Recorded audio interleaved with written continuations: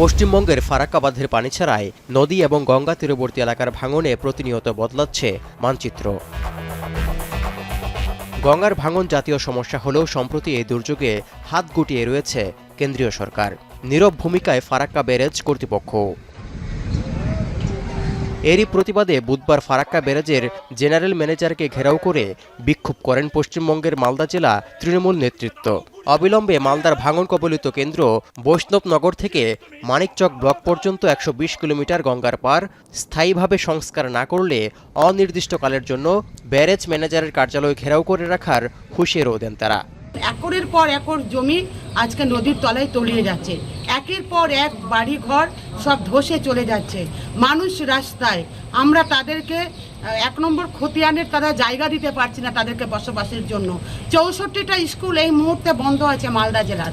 আমরা বলে দিয়েছি যে আমাদের এই ১২০ কিলোমিটার যে ডিমান্ড আছে সেই ডিমান্ড পূর্ণ না হওয়া পর্যন্ত বাইরে আমাদের মিছিল মিটিং চলবে, অবস্থান চলবে এবং ভিতরে আমরা যারা প্রতিনিধি দিয়েছি তা আমরা জিএম সাহেবের কাছে বসে থাকবো। প্রতিবেশী দুই রাজ্য ত্রিপুরা ও মণিপুরে চলমান বন্যায় পানির চাপ বাড়ায় গেল সোমবার খুলে দেওয়া হয় ফারাক্কা বাঁধের ১০৯টি গেট। ছাড়া হয় ১১ লাখ কিউসেক পানি। এতে তলিয়ে যায় মালদা ও মুর্শিদাবাদ জেলার বহু এলাকা। দেখা দেয় নজিরবিহীন ভাঙন।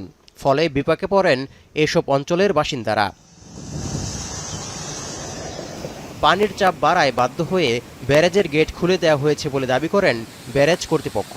এমন পরিস্থিতিতে কবে নাগাদ ভাঙন সমস্যার সমাধান হবে সেদিকেই তাকিয়ে আছেন ফারাক্কা বাঁধ সংলগ্ন এলাকার দুর্গত বাসিন্দারা।